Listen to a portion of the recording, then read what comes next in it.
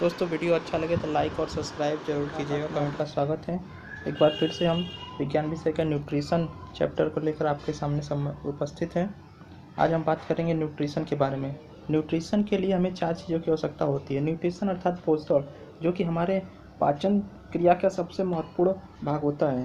Protein की दैनिक आवश्यकता 80 से 90 ग्राम तक होती है। कार्बोहाइड्रेट की आवश्यकता 400 से 500 ग्राम की आवश्यक होती है। वसा की आवश्यकता हमें प्रतिदिन 70 से 80 ग्राम तक होती है। विटामिन की भी आवश्यकता होती है हमें। विटामिन की आवश्यकता थोड़ी मात्रा में तो होती है। तो इसके बाद बात करते हैं विटामिन्स क्या है। आज हम विटामिन्स के बारे में ही पढ़ेंगे। तो विटामिन्स के बारे में पढ़ने से पहले हम लोग जान लें कि विटामिन्स है क्या। तो विटामिन्स एक कार्बनिक पोषक पदार्थ होता है। यह हमारे शरीर की उपापचयी क्रियाओं को नियंत्रित भी करता है। विटामिन शब्द का सबसे पहले प्रयोग सी फंक ने किया था। उनके द्वारा ही किया गया था 1911 में। विटामिन शब्द का सिद्धांत भी दिया गया था। इसका सिद्धांत हॉपकिंस और फुंक महोदय ने दिया था। घुलनशीलता के आधार पर विटामिन्स को 2 भागों में बांटा भी गया है। विटामिन्स को एक तो बांटा गया है वसा में घुलनशील विटामिन, दूसरा बांटा गया है जल में घुलनशील विटामिन। वसा में जो घुलनशील विटामिन होता है उसे 3-4 विटामिन होते हैं, ए, डी, ई, के। और जल में जो विटामिन होते हैं तो उनको कहते हैं बी और सी। बी भी बहुत ज़्यादा विटामिन होता है, उसमें करीब 12 विटामिन होते हैं, इसलिए उसे बी कॉम्प्लेक्स भी कहा जाता है। इसको दोस्तों याद करने का एक ट्रिक भी है, जैसे मैं आपको अभी वीडियो के लास्ट में बताऊंगा, देखते रहिएगा वीडियो। तो अब विटामिन ए की बात करते हैं विटामिन ए की।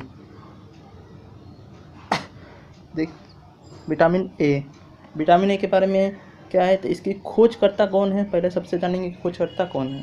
तो इसके खोजकर्ता हैं मैकुलन साहब, जिन्होंने इसकी खोज की थी।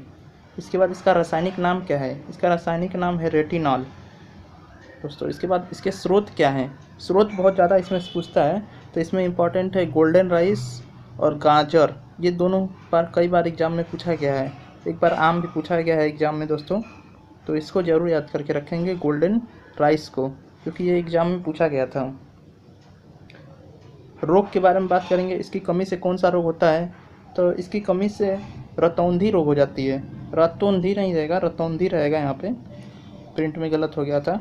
और जीरोपैथेलमिक रोग होता है एक होता है राइनोडर्मा। ये त्वचा संबंधी रोग है राइनोडर्मा, इसमें रोग हो जाता है विटामिन ए की कमी से। इसकी विशेषता इसमें क्या है, तो इसमें विशेषता यही है कि प्रतिसंक्रमणीय विटामिन भी इसे कहा जाता है। विटामिन डी के खोज करता है हॉपकिंस साहब, और इसका रासायनिक नाम है कैल्सीफेरॉल। ये 2-3 बार एग्जाम में पूछा भी गया है, कैल्सीफेरॉल किसका रासायनिक नाम है, तो विटामिन डी का नाम है। इसके स्रोत में मछली का यकृत पूछा गया था एक बार एग्जाम में, कि मछली का यकृत किस विटामिन के स्रोत का कारण है। तो यह मछली का यकृत जरूर याद रखिएगा दोस्तों। इसकी कमी से 2 रोग होते हैं। एक बच्चों में रोग होता है जिससे रिकेटस नामक रोग कहते हैं, जिसे सूखा रोग भी कहते हैं। सूखा रोग कहते हैं, यहाँ पे सूखा रहेगा, सूखा रोग कहा जाता है। और वयस्क में रोग जो होता है उसे ऑस्ट्रोमलेशिया कहा जाता है। इसमें हड्डियां कमज़ोर होने लगती हैं, ऑस्ट्रोमलेशिया। इसमें क्या होता है कि इसमें हड्डियां कमज़ोर होने लगती हैं, ऑस्ट्रोमलेशिया में हड्डियां कमज़ोर होने लगती हैं। इसकी विशेषता है, इसे धूप का विटामिन भी कहा जाता है, धूप का विटामिन कहा जाता है। इसे हार्मोनल विटामिन, ये हड्डियों और दांतों का निर्माण करता है। ये भी पूछा गया था कि हड्डियों और दांतों के निर्माण में कौन सा विटामिन सहायता करता है, तो विटामिन डी सहायता करता है।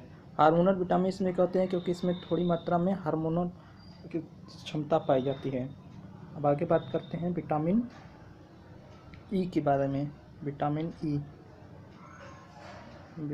ई की बात करते हैं दोस्तों। तो विटामिन ई का खोजकर्ता जो है इवांस हैं। इवांस महोदय ने विटामिन ई की खोज की थी। इसको याद करने का आसान तरीका है, विटामिन ई से इवांस हो जाएगा, तो ई से इवांस आप लोग याद कर सकते हैं। इसकी खोजकर्ता इवांस से। खोजकर्ता के बारे में भी एक बार पूछा गया था, इसलिए हम लोगों ने इसका जिक्र कर लिया है। रासायनिक नाम, इसका रासायनिक नाम टोकोफेराल, ये जरूर याद रखिएगा, रासायनिक नाम टोकोफेराल, ये बहुत ही इम्पॉर्टेंट है। और इसमें इसके स्रोत के बारे में तो हाँ, सोयाबीन और अंकुरित अनाज, ये दोनों इम्पॉर्टेंट हैं। काजू भी इम्पॉर्टेंट है, अंकुरित अनाज, सोयाबीन, काजू, ये सभी इम्पॉर्टेंट है तीनों। इससे होने में 2 रोग हो जाते हैं। एक तो महिलाओं में रोग हो जाता है जिसे बांझपन कहा जाता है, महिलाओं में होता है, और पुरुषों में नपुंसकता रोग हो जाती है विटामिन ई की कमी से। इसकी कुछ विशेषताएं हैं। इसकी कमी से बाल भी झड़ने लगते हैं। विटामिन ई की कमी से बाल झड़ने लगते हैं। इसको ब्यूटी विटामिन कहा जाता है। ब्यूटी विटामिन, सुंदरता का विटामिन कहा जाता है इसे। प्रजनक विटामिन, यह प्रजनन क्षमता में सहायता करता है, इसलिए प्रजनक विटामिन कहा जाता है। एंटी एजिंग, यह हमारी खूबसूरती को बढ़ा करके हमारे एज को कम सा महसूस कराता है। ऐसा लगता है जैसे हम अभी कम ही उम्र के हैं। विटामिन के, विटामिन के बारे में बात करते हैं तो इसके खोजकर्ता जो हैं वो हैं डेजी साहब। डैम और डेजी नामक 2 वैज्ञानिक थे, उन्होंने ही इसकी खोज की थी। इसका रासायनिक नाम है फिनोक्विनोन। फिनोक्विनोन या नेप्थोक्विनोन भी इसे कहा जाता है, याद रखिएगा, इसे नेप्थोक्विनोन भी कहा जाता है। इसके स्रोत में चुकंदर एक बार पूछा गया था, एक बार पत्ता गोभी पूछा गया था, और हरी सब्जियां तो इसमें इम्पॉर्टेंट होती हैं इसके स्रोत के लिए।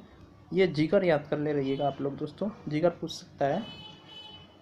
इसके रोग, इससे होने वाले रोग कौन से हैं? तो इसमें क्या होता है कि इसमें रक्त का थक्का, और इसकी विशेषता है कि यह रक्त स्कंदन में सहायता करता है। बी और सी को हम अगले वीडियो में लेकर आएंगे। आपको एक ट्रिक भी बताएंगे जिससे सभी विटामिन को आप आसानी से याद कर सकते हैं। वीडियो देखने के लिए धन्यवाद।